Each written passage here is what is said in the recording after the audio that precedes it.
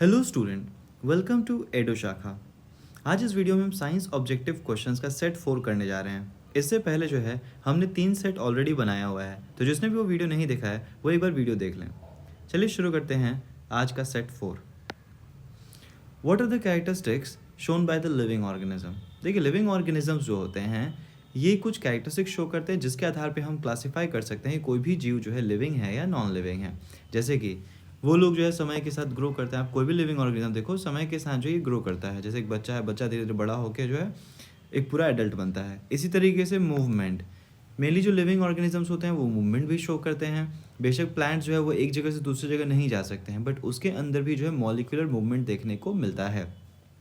इसी तरीके से मान लो कहीं चोट वोट लग जाता है, तो चोट लगता है तो फिर हमारे जो स्किन है वो क्या करता है, उसको ठीक करने की कोशिश करता है। तो हमारी बॉडी उस चीज़ को ठीक करने की कोशिश कर रहा है। उसके अलावा जो है हमारे अंदर बहुत सारे केमिकल रिएक्शंस जो है चलते रहते हैं। तो सारे जो केमिकल रिएक्शंस होते हैं इनको मेटाबॉलिज्म कहा जाता है। तो लिविंग ऑर्गेनिज्म मेटाबॉलिज्म भी शो करता है। तो सारा ही जो कैरेक्टर है वो सही है। तो ऑप्शन नंबर डी इसका सही जवाब हो जाएगा। The process of intake of oxygen for breaking down food to release energy is called।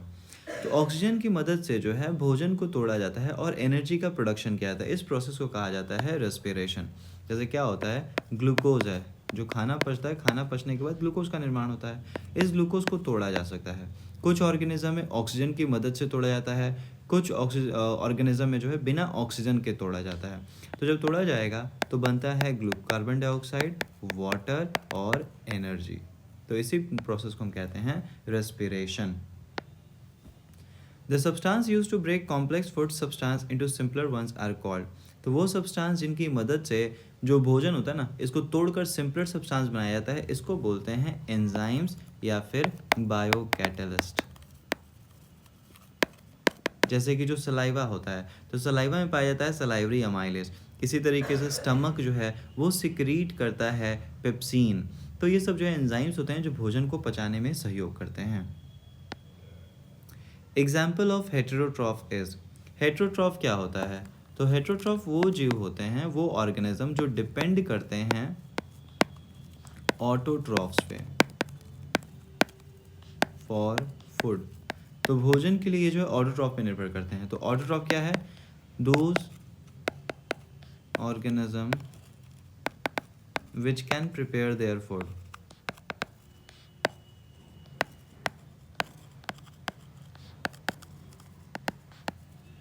तो उसको ऑटोट्रॉफ बोलते हैं। अब देखो, ग्रीन प्लांट्स होता है, ये क्या है? ये ऑटोट्रॉफिक होते हैं, ये अपना भोजन स्वयं बना सकते हैं।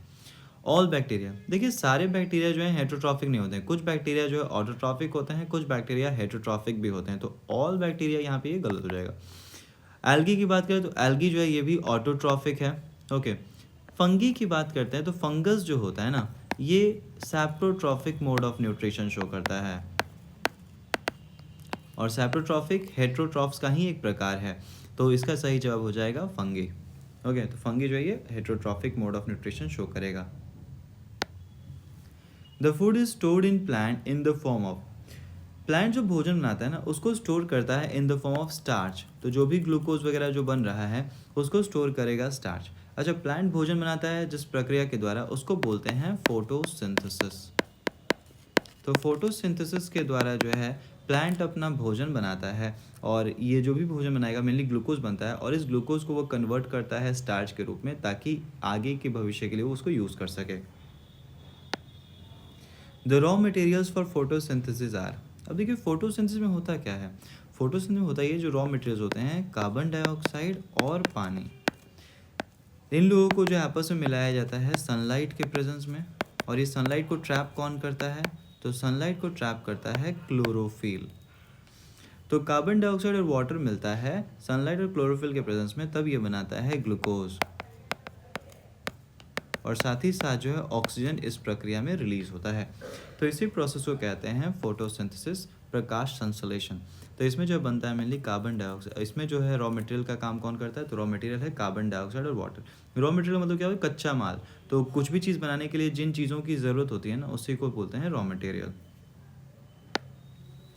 Function of chlorophyll is. Photosynthesis के दौरान क्लोरोफिल क्या करता है? तो इसका मेन काम होता है कि ये सोलर एनर्जी को ट्रैप करता है। ये मेनली सनलाइट को ट्रैप करके वाटर को तोड़ देता है और बनाएगा ये H+ आयन और ऑक्सीजन और इलेक्ट्रॉन रिलीज करता है।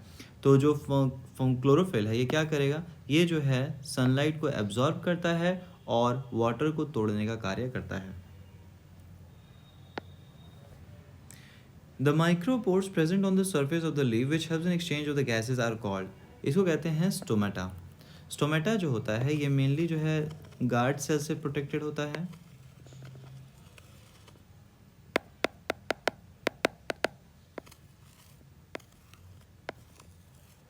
ठीक है, तो ये होता है गार्ड सेल, और गार्ड सेल्स जो होते हैं ये ओपनिंग और क्लोजिंग में हेल्प करते हैं। स्टोमेटा के खुलने और बंद होने में जो है गार्ड सेल्स का अहम भूमिका होता है। मेनली क्या होता है, जब ये वाटर एब्जॉर्ब करता है ना, तो वाटर एब्जॉर्ब करने से ये स्वेल हो जाएगा, फूल जाएगा, और जैसे ही फूलेगा तो स्टोमेटल पोर्स ओपन हो जाते हैं, और जब इससे वाटर लॉस होगा तो ये श्रिंक कर जाएगा, और श्रिंक करेगा तो ये पिचक जाएगा, और फिर स्टोमेटल पोर्स जो है वो क्लोज हो जाएंगे। ये है स्टोमेटा। तो स्टोमेटा जो होता है ये एक्सचेंज ऑफ गैसेस में हेल्प करता है। The process of loss of water from the surface of the leaf is called. तो देखिए जो पत्ता होता है ना प्लांट, वो क्या करता है, वो वाटर लॉस करता है। ऊपर से जितना वाटर लॉस होगा ना, नीचे से जो रूट्स है उतना ही ज़्यादा वाटर एब्जॉर्ब करने में हेल्प करता है। तो इस प्रक्रिया को कहते हैं ट्रांसपिरेशन। मेनली ट्रांसपिरेशन उन जगहों पे ज़्यादा होता है जहाँ पे वाटर अवेलेबिलिटी रूट्स में अच्छी हो। जो सॉइल है, सॉइल में वाटर अवेलेबिलिटी अच्छा होना चाहिए, तब जाके प्लांट ज़्यादा वाटर लॉस कर सकता है, नहीं तो प्लांट को प्रिजर्व करना पड़ता है वाटर। तो यहाँ बात किया जाए तो लॉस ऑफ वाटर इसको बोलते हैं ट्रांसपिरेशन। ओके, ट्रांसपिरेशन जो है ये प्लांट को कूल डाउन करने में भी हेल्प करता है। और दूसरा ट्रांसपिरेशन का काम क्या है, तो ये जो है ना कहीं वाटर एब्जॉर्प्शन में जो है इंपॉर्टेंट भूमिका निभाता है। रूट जो वाटर एब्जॉर्ब करते हैं उसमें ये इंपॉर्टेंट रोल प्ले करता है।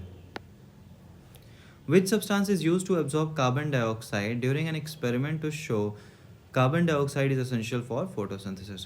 देखिए, तो जब भी हम एक्सपेरिमेंट करते हैं ये पता करने के लिए कि कार्बन डाइऑक्साइड है कि नहीं है, तो हम क्या करते हैं, एक ग्लास जार लिया, इस ग्लास जार को ऊपर से बंद कर दिया और इसमें प्लांट रख देते हैं। अब जब ऊपर से बंद करेंगे तो अंदर तो पहले से भी कार्बन डाइऑक्साइड होगा ना, और ये है एक प्लांट। ओके, तो इस अंदर वाले कार्बन डाइऑक्साइड को एब्जॉर्ब करने के लिए इसमें डाल दिया जाता है पोटेशियम हाइड्रोक्साइड। पोटेशियम हाइड्रोक्साइड क्या करेगा, कार्बन डाइऑक्साइड को एब्जॉर्ब कर लेता है। तो ऑप्शन बी इसका सही जवाब हो जाएगा। Which is essential for synthesis of protein. तो जो प्लांट्स होते हैं, कोई भी जो ऑर्गेनिज्म है, उसमें प्रोटीन जो बनता है वो कैसे बनता है, तो मेनली जो नाइट्रोजन के द्वारा बनता है। ठीक है, प्रोटीन में जो है नाइट्रोजन इंपॉर्टेंट रोल प्ले करता है प्रोटीन के फॉर्मेशन में। Plant takes nitrogen in the form of. तो प्लांट जो है जो भी मिनरल्स उसको चाहिए, नाइट्रोजन या फिर मैग्नीशियम, आयरन, जिंक, जो भी चीज़ चाहिए, तो ज़्यादातर जो चीज़ें हैं वो सब वो सॉइल से लेता है।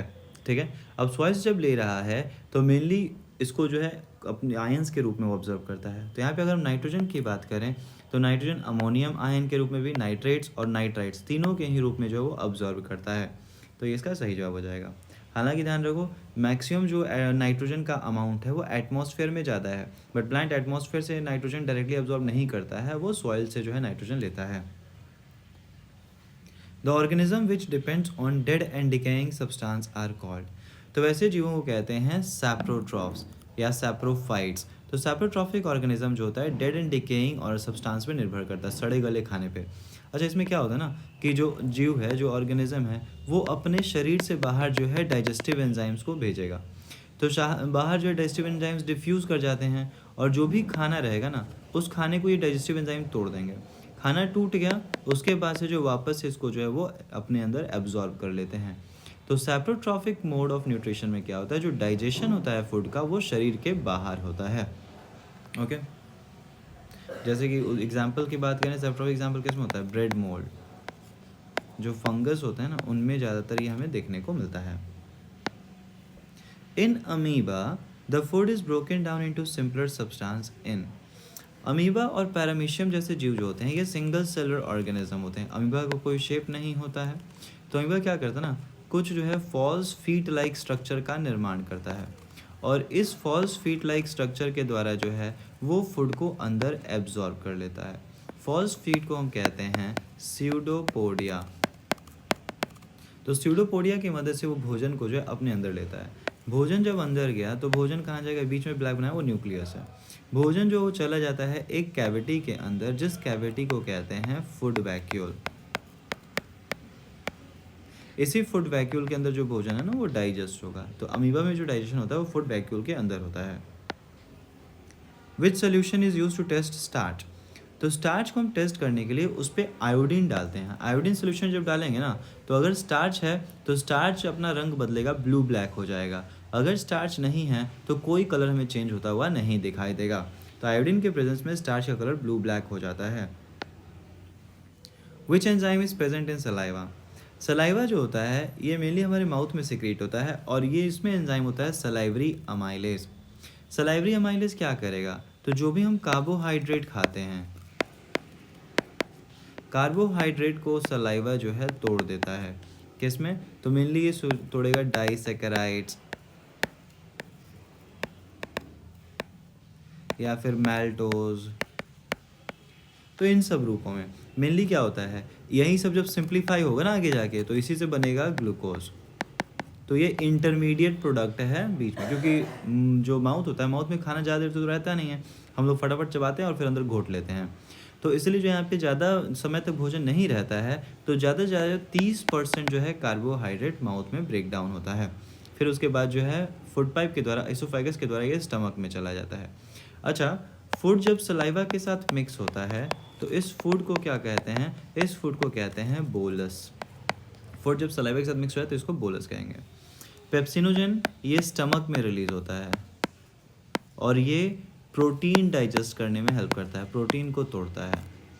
ट्रिप्सिन ये पैनक्रियास सिक्रीट करते हैं और ये भी जो है प्रोटीन को ही ब्रेक करने में हेल्प करता है। लाइपेज पैनक्रियास भी और स्मॉल इंटेस्टाइन भी सिक्रीट करता है और ये मेनली जो है फैट्स को ब्रेक डाउन करता है, फैट्स को डाइजेस्ट करता है ये। The movement which helps the food to pass in the stomach from mouth is. अच्छा, जब हम खाना घोटते हैं ना तो जो फूड पाइप है, तो फूड पाइप में खाना कैसे मूव करता है, मान लो यहाँ पे भोजन है तो इधर से जो इसको कॉन्ट्रैक्ट किया जाएगा, दबाया जाएगा, जैसे ही दबाया जाएगा भोजन नीचे चला गया, ठीक है। जब भोजन नीचे चला तो ये वाला जो रीजन वापस रिलैक्स करेगा, अब इधर दबाया जाएगा तो ऊपर कॉन्ट्रैक्शन रिलैक्सेशन, कॉन्ट्रैक्शन रिलैक्सेशन, इस तरह के मूवमेंट को हम कहते हैं पेरिस्टाल्टिक। तो ये जो रिदमिक मूवमेंट होता है जिसके द्वारा भोजन जो है इसोफेगस के द्वारा स्टमक में जा रहा है, इसको पेरिस्टाल्टिक मोशन कहा जाता है। The food that becomes acidic. तो फूड जब स्टमक में गया तो स्टमक में है गैस्ट्रिक ग्लैंड।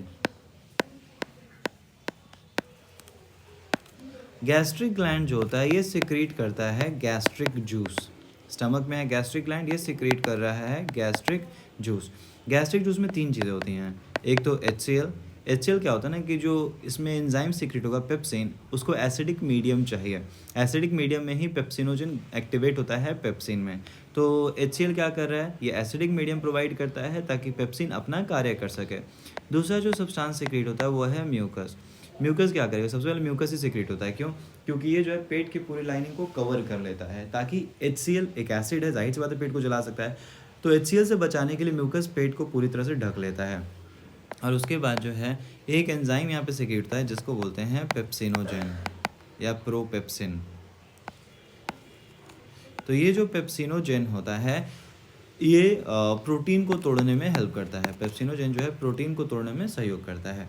तो यहाँ पे जब HCl और भोजन जो मिलेगा आपस में तो ये फूड एसिडिक हो जाता है और इस एसिडिक फूड को हम कहते हैं chyme. Which of the following substance are not secreted by stomach. तो अभी देखा था आपने HCl सिक्रेट करता है, म्यूकस सिक्रेट करता है, पेप्सिनोजेन सिक्रेट करता है। ट्रिप्सिनोजेन जो है ये पैनक्रियास के द्वारा सिक्रेट होता है और ट्रिप्सिनोजेन भी प्रोटीन को तोड़ने में सहयोग करता है। Which is the longest part of our elementary canal. Elementary canal क्या होता है, माउथ से लेकर एनस तक का जो पार्ट है उसको एलिमेंट्री कैनाल कहते हैं। तो इसमें जो सबसे बड़ा पार्ट होता है वो है स्मॉल इंटेस्टाइन, लगभग जो है 6 मीटर्स लंबा ये होता है स्मॉल इंटेस्टाइन, 6.1 मीटर लंबा जो है स्मॉल इंटेस्टाइन होता है। और लार्ज इंटेस्टाइन की बात करें तो ये लगभग 1.5 मीटर लंबा लार्ज इंटेस्टाइन होता है। Herbivores have longer small intestine in order to digest. जो हार्बीवोर्स होते हैं ये ज़्यादातर घास फूस खाते हैं और घास फूस में पाया जाता है मेनली जो है सेल्यूलोज। तो घास वगैरह जो होता है, ग्रीन प्लांट लीव्स जो होते हैं, इसमें सेलुलोज पाया जाता है। तो सेलुलोज के डाइजेशन में समय लगता है और इसीलिए हार्बीवोर्स में जो स्मॉल इंटेस्टाइन होता है ये लंबा होता है as compare to carnivores. Function of bile is, bile juice secrete कौन करता है? तो बाइल जूस सिक्रीट किया जाता है लिवर के द्वारा। लिवर जो है बाइल जूस सिक्रीट करता है और उसको स्टोर करके रखता है गॉल ब्लैडर में। ओके, तो ये बाइल जूस करता है क्या है? तो ये बाइल जूस जो है ना फैट्स को तोड़ देता है, जो फैट होते हैं फैट्स को तोड़ देता है ग्लिसराइड्स में। तो ये फाइनली जो फैट्स टूटेगा ना, मतलब क्या है, बड़ा बड़ा फैट है, इस बड़े बड़े फैट्स को छोटे छोटे पार्टिकल्स में तोड़ा जा रहा है, फिर फाइनली इसका डाइजेशन होगा इस छोटे पार्टिकल का। तो बाइल जूस जो है बस तोड़ने का कार्य कर रहा है और फिर उसके बाद जो है डाइजेशन होगा, तब जाके जो है हमें क्या मिलता है? तो फैट्स के डाइजेशन के बाद हमें मिलता है फैटी एसिड और साथ ही साथ जो है glycerol. The complete digestion of food takes place in, तो खाने का जो कंप्लीट डाइजेशन होता है वो होता है स्मॉल इंटेस्टाइन में। खाने का जो एब्जॉर्प्शन होता है, एब्जॉर्प्शन का मतलब जो डाइजेस्टेड फूड है वो ब्लड में चला जाता है, तो एब्जॉर्प्शन भी कहाँ होता है? एब्जॉर्प्शन भी होता है स्मॉल इंटेस्टाइन में। लार्ज इंटेस्टाइन क्या करता है? ये एब्जॉर्प्शन ऑफ वाटर में हेल्प करता है, ठीक है, फ्रॉम डाइजेस्टेड फूड।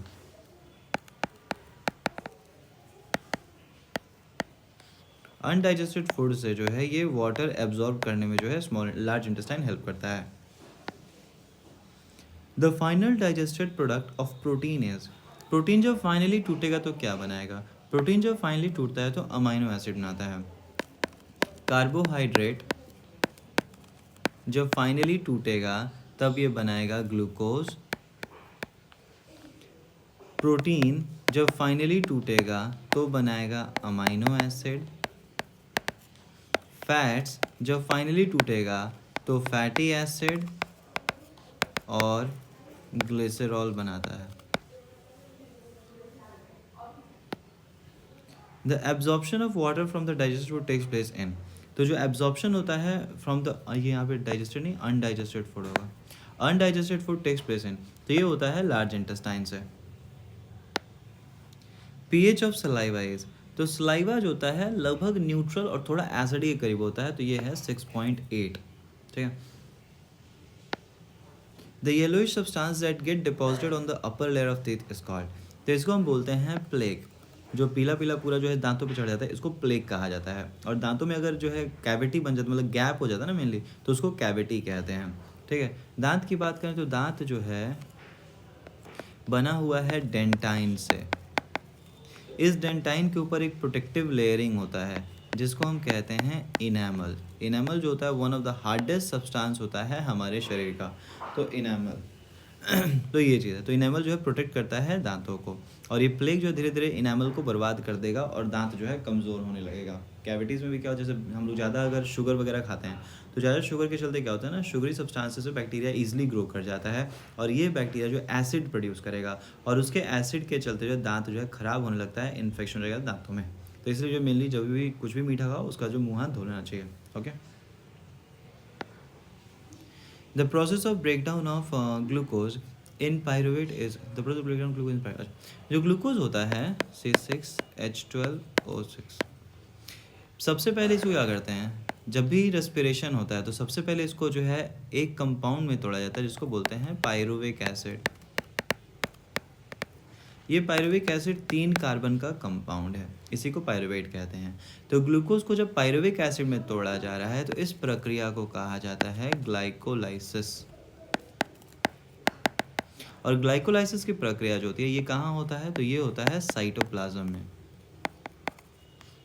फिर जो पायरुविक एसिड है, पायरुविक एसिड फर्दर टूटेगा और ये बनाएगा कार्बन डाइऑक्साइड। तो ये जो प्रक्रिया ये कहाँ होता है, ये होता है माइटोकॉन्ड्रिया में।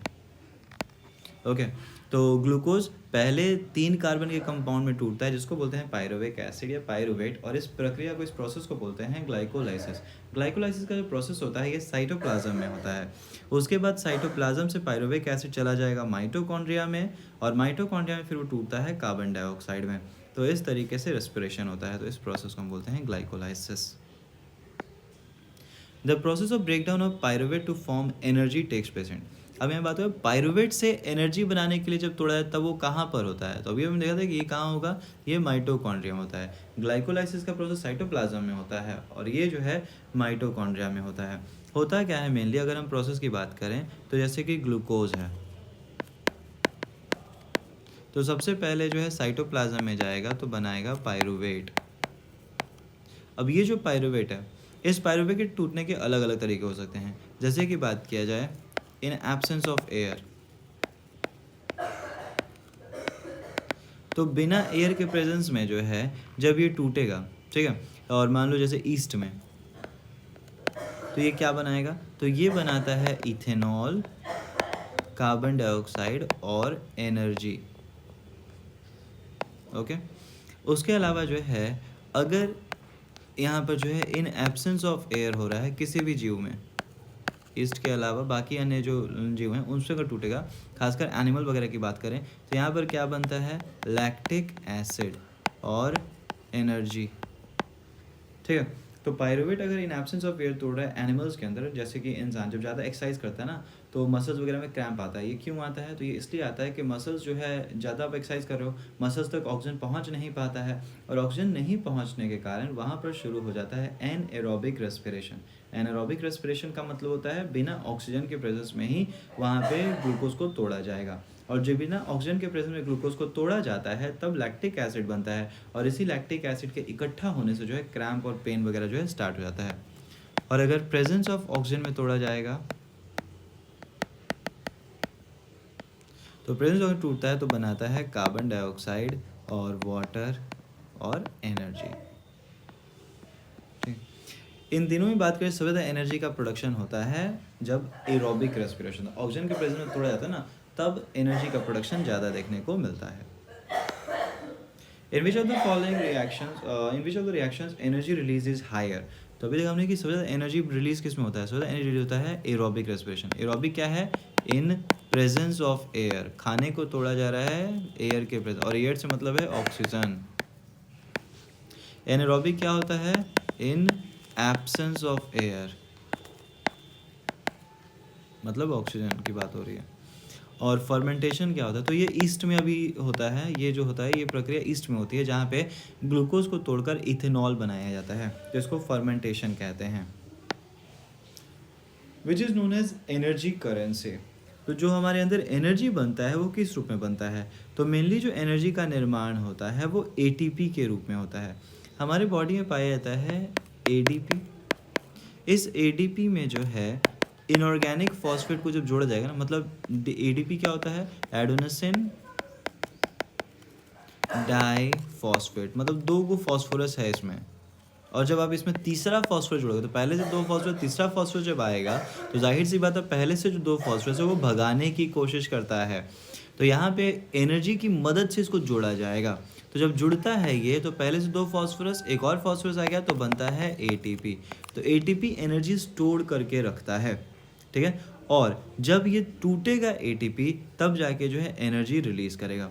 तो ये वाला जो प्रोसेस है ये एंडोथर्मिक प्रोसेस है, यहाँ पे एनर्जी लगाना पड़ेगा तब जाके जो है एटीपी का निर्माण होगा। तो इस एटीपी जो बन रहा है ये एनर्जी स्टोर करके रखता है, और फिर जब टूटेगा तो फिर एनर्जी रिलीज होगा, ठीक है, तो ये हो गया ADP. At night when plants do not photosynthesize, then which gas is mostly eliminated? तो जब रात में बात करें तो रात में क्या हो रहा है कि जब प्लांट्स खाना नहीं बना रहे हैं, तो जो खाना नहीं बनाते हैं तो उस दौरान वो mainly carbon dioxide gas release करते हैं। ऐसा क्यों होता है, दिन में देखो जब प्लांट खाना बनाते हैं तो खाना बनाने के दौरान जो है वो ऑक्सीजन गैस का निर्माण कर रहे हैं। खाना बनाते हैं तो फोटोसिंथेसिस में क्या होता है, बाई प्रोडक्ट बनता है ऑक्सीजन। तो ज़्यादातर जो ऑक्सीजन है वो यूटिलाइज करते हैं वो रेस्पिरेशन में, ठीक है, और कुछ ऑक्सीजन जो वो रिलीज़ कर रहे हैं। तो इस तरीके से अगर दिन में हम बैलेंसिंग की बात करें, जैसे कि दिन में क्या हो रहा है, इन डे टाइम जो प्लांट होता है वो फोटोसिंथेसिस करता है, तो C6H12O6 और कार्बन डाइऑक्साइड और वाटर ये बना लिया C6H12O6 और ऑक्सीजन। तो यहाँ पे ऑक्सीजन का निर्माण हो रहा है। इसमें से ये ऑक्सीजन खुद तो यूज़ करता ही है रेस्पिरेशन के लिए, उसके अलावा कुछ ऑक्सीजन जो ये रिलीज़ भी करता है। तो दिन में मोस्टली ये कार्बन डाइऑक्साइड एब्जॉर्ब करता है ताकि फोटोसिंथेसिस कर सके और ऑक्सीजन रिलीज़ करता है। लेकिन रात में जब फोटोसिंथेसिस नहीं हो रहा होगा तो उस दौरान सिर्फ यहाँ पर रेस्पिरेशन होगा, प्लांट में सिर्फ और सिर्फ रेस्पिरेशन होगा। और जब सिर्फ रेस्पिरेशन होगा तो रेस्पिरेशन में क्या होता है कि जो ग्लूकोज होता है वो टूट जाता है कार्बन डाइऑक्साइड और वाटर और एनर्जी में। तो इन दैट केस ये कार्बन डाइऑक्साइड बाहर निकलेगा, तो रात में कार्बन डाइऑक्साइड एलिमिनेट होता है। The rate of breathing in aquatic organism is, जो एक्वेटिक ऑर्गेनिज्म होते हैं वो जब सांस लेते हैं तो मेनली ऑक्सीजन कहाँ से ले रहे हैं, तो पानी में जो डिजॉल्व ऑक्सीजन होता है ना उसी का इस्तेमाल करते हैं। तो पानी में जो डिजॉल्व ऑक्सीजन है वो बहुत कम मात्रा में, उतना तो है नहीं, तो इसी कारण उनको जो ज़्यादा तेज़ी के साथ सांस लेना पड़ता है ताकि ज़्यादा से ज़्यादा ऑक्सीजन को वो अपने अंदर ले सकें। तो जो एक्वेटिक ऑर्गेनिज्म होते हैं उनमें ब्रीदिंग रेट जो फास्टर होता है as compare to terrestrial organism. Finger like structure present on the surface of small intestine are called, इसको कहते हैं विलाई। तो जो विलय होता है ये क्या करता है, विलाई का काम ये होता है कि ये स्मॉल इंटेस्टाइन के सरफेस एरिया को बढ़ा देता है, और सरफेस एरिया को जब बढ़ा देगा तो ये हेल्प करता है एब्जॉर्प्शन ऑफ डाइजेस्टेड फूड। जो भोजन डाइजेस्ट हुआ है स्मॉल इंटेस्टाइन में वो ब्लड में जाके मिलेगा, और फिर ब्लड उसको जो है अलग अलग जगह तक ले जाएगा। जैसे दिमाग को भी खाना चाहिए, किडनी को खाना चाहिए, लिवर को खाना चाहिए, तो सारे ऑर्गन्स को जो है खाना पहुँचाया जाएगा ब्लड के द्वारा। रेस्पिरेटरी ट्रैक्ट है small hair like structures called, तो जो रेस्पिरेटरी ट्रैक्ट होता है, रेस्पिरेटरी ट्रैक्ट का मतलब क्या हो गया,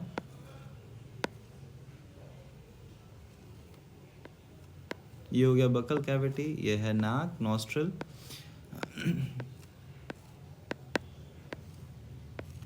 तो यहाँ पे जो है दो पाइप चला जाता है, एक आगे की तरफ एक पीछे की तरफ, जहाँ पे दोनों मिलते हैं उसको फेरिंग्स कहते हैं। यहाँ पे जो है लैरिंग्स होता है, तो ये चीज़ है। और इसके बाद से जो है विंड पाइप ये सब स्टार्ट हो जाता है। तो ये जो आगे वाला ट्रैक्ट है इसी को रेस्पिरेटरी ट्रैक्ट कहते हैं, जिसमें विंड पाइप ट्रैकिया ये सब। अब इसमें आता क्या है, तो इसमें होता है सीलिया, छोटा छोटा हेयर लाइक स्ट्रक्चर, जिसके चलते जो है जो भी डस्ट और ये सब होता है ना उनको बाहर ढकेल जाता है और बाकी चीज़ों को अंदर जाने दिया जा रहा है। ठीक है, तो सीलिया वगैरह जो है ये प्रेजेंट होता है, स्मॉल हेयर लाइक स्ट्रक्चर्स को सीलिया कहते हैं, जो रेस्पिरेटरी ट्रैक्ट में उपस्थित होता है। Bronchioles terminates into balloon like structure called, तो ब्रोंकियोज जो होते हैं मेनली क्या होता है कि, एक मिनट यहाँ पर देखो, जब आगे जाएंगे तो ये जो है दो ब्रांचेस में टूटेगा और इसको ब्रोंकाई कहते हैं। ठीक है, लैरिंग्स हो गया, ये ट्रैकिया, ट्रैकिया को ही विंड पाइप कहेंगे, और ये हो गया ब्रोंकाई, ब्रोंकाई फिर और ज़्यादा ब्रांचेस बना लेता है, फिर इसके और ज़्यादा ब्रांचेस निकलते हैं, और फाइनली जो ब्रांचेस होते हैं वो एक ball like structure, balloon like structure का निर्माण करते हैं। तो मिलियंस ऑफ ऐसे जो बलून लाइक स्ट्रक्चर होता है, और यही सारा बलून लाइक स्ट्रक्चर बन जाता है किसमें, यही बनता है लंग्स। ठीक है, तो ये चीज़ है, तो ये बलून लाइक स्ट्रक्चर को कहा जाता है alveoli. Respiratory pigment in humans are, जो ह्यूमंस होते हैं इनमें जो रेस्पिरेटरी पिगमेंट पाया जिसको बोलते हैं हीमोग्लोबिन। हीमोग्लोबिन में जो है मेटल पाया जाता है आयरन। ठीक है, ये हीमोग्लोबिन करता क्या है, तो हीमोग्लोबिन जो होता है, हीमोग्लोबिन को रिप्रेजेंट करते हैं एचबी से, तो हीमोग्लोबिन जो है ये ऑक्सीजन के साथ कंबाइन कर जाता है और बनाता है ऑक्सी हीमोग्लोबिन, और इसी रूप में जो है इसको जहाँ तक जाना, जैसे कि हमारे लंग्स में ऑक्सीजन है तो वहाँ से ब्लड में गया, ब्लड में हीमोग्लोबिन के साथ कंबाइन करेगा, और फिर दिमाग तक जाना है, किडनी तक जाना है, अलग अलग बॉडी ऑर्गन्स तक जाना है, तो ऑक्सी हीमोग्लोबिन के रूप में ही जाता है। जब दिमाग के पास जाएगा तो ऑक्सी हीमोग्लोबिन टूट जाएगा और ऑक्सीजन तो चला गया दिमाग के पास और हीमोग्लोबिन ब्लड में ही रह जाता है। तो हीमोग्लोबिन जो होता है मेनली रेड ब्लड सेल्स में पाए जाते हैं। ओके, तो ये है respiratory pigment. Carbon dioxide is mostly transported in the body. Carbon dioxide जो होता है ना वो हमारे शरीर में किस रूप में ट्रांसपोर्ट होता है, जैसे कि अभी हमने देखा कि ऑक्सीजन, तो ऑक्सीजन का जो ट्रांसपोर्ट होता है वो हीमोग्लोबिन के साथ जुड़ के ट्रांसफर होता है। इसी तरीके से थोड़ा सा कार्बन डाइऑक्साइड भी जो है हीमोग्लोबिन के साथ जुड़कर ट्रांसफर होता है, लगभग 3% कार्बन डाइऑक्साइड।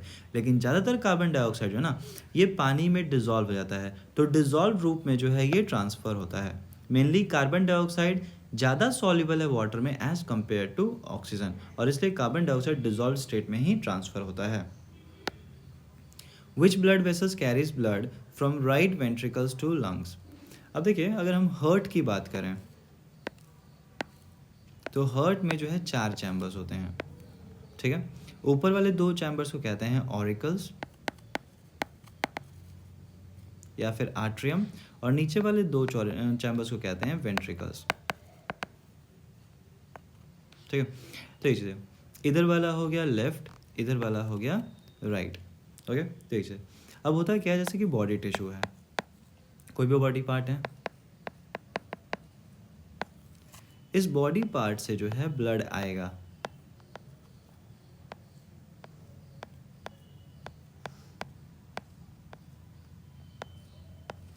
अब यहाँ से जो ब्लड आता है वो कैसा ब्लड है, वो ब्लड होता है जिसमें जो है कार्बन डाइऑक्साइड मिला होता है, जिसको बोलते हैं हम लोग डीऑक्सीजनेटेड ब्लड। तो ये डीऑक्सीजनेटेड ब्लड राइट ऑरिकल्स में आएगा, राइट ऑरिकल्स जाता है राइट वेंट्रिकल में, और फिर राइट वेंट्रिकल उस ब्लड को लेके जाता है लंग्स के पास, ताकि लंग्स जो है उसको प्योरीफाई कर सके। ये जो छोटे टुकड़े बनाई क्या है, कैपिलरीज, ठीक है। तो ये चीज़ें, तो लंग्स के पास गया, लंग्स क्या करेगा, यहाँ से कार्बन डाइऑक्साइड तो बाहर चला गया और ऑक्सीजन अंदर आ जाता है।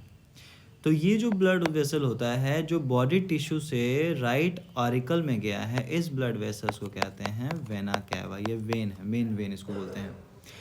फिर राइट ऑरिकल से राइट वेंट्रिकल में गया, और राइट वेंट्रिकल से ये जा रहा है इस ब्लड वेसल में, जिसको हम कहते हैं पल्मोनरी आर्टरी, ठीक है। फिर पल्मोनरी वेन जो है वो लंग से ब्लड को लेके आता है लेफ्ट ऑरिकल में। तो ये जो ब्लड वेसल है ये है पल्मोनरी वेन, और ध्यान रखिए पल्मोनरी वेन कैरी क्या कर रहा है, तो ये वैसा ब्लड है जो ऑक्सीजनेटेड है, तो ऑक्सीजनेटेड ब्लड को जो ये कैरी कर रहा है। उसके बाद से जो है यहाँ से ब्लड जाएगा वेंट्रिकल में, और वेंट्रिकल से ब्लड वापस आ जाएगा बॉडी टिश्यू में बाय द मेन आर्टरी, जिसको हम बोलते हैं आउटा। तो इस तरीके से ये 4 जो हैं हमारे मेन आर्टरीज एंड वेन्स होते हैं। अभी तो पूछा गया है राइट वेंट्रिकल से लंग्स, तो राइट वेंट्रिकल ये है, तो यहाँ से लंग्स में कौन लेके जा रहा है, तो लेके जा रहा है पल्मोनरी आर्टरी।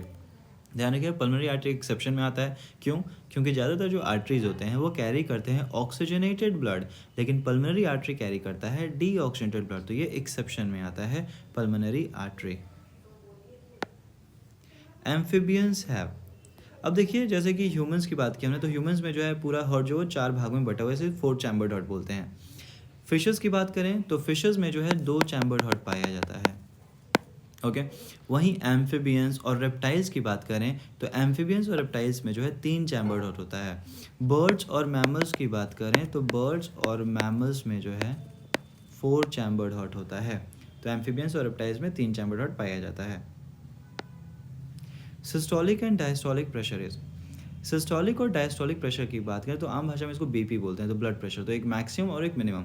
तो मैक्सिमम जो ब्लड प्रेशर होता है मेनली वो कितना होता है, तो वो होता है 120, और जो मिनिमम जो होता है वो होता है 80। तो सिस्टोलिक और डायस्टोलिक प्रेशर की बात करें तो ये होता है 80 और 120। अच्छा, इसमें 2 ऑप्शन 80 और 120 वाले हैं, दोनों ही ठीक है। The instrument use to measure blood pressure is, तो जो इंस्ट्रूमेंट जिसका इस्तेमाल किया जाता है ब्लड प्रेशर को नापने के लिए उसको बोलते हैं स्फिग्मैनोमीटर। तो स्फिग्मोमैनोमीटर जो होता है इसका इस्तेमाल किया जाता है ब्लड प्रेशर को मेजर करने के लिए। Which blood pressure carries blood from heart to body, तो हार्ट से बॉडी में ब्लड कौन सा ले जाता है, देखिए हमारे अंदर मेनली बात करें तो ब्लड वेसल्स होते हैं, एक तो है आर्टरी। आर्टरी क्या करता है, ये कैरी करता है heart to body part, blood को कैरी करता है हार्ट से बॉडी पार्ट, और ये कैरी करता है oxygenated blood. Similarly veins, veins की बात करें तो ये कैरी करता है बॉडी पार्ट टू हार्ट, और ये कैरी करता है डीऑक्सीजनेटेड ब्लड, ठीक है। आर्टरी की जो दीवारें होती हैं वो मोटी होती हैं, लेकिन वेन्स की जो दीवारें होती हैं वो पतली होती हैं, और वेन्स में जगह जगह पाया जाता है वाल्व्स,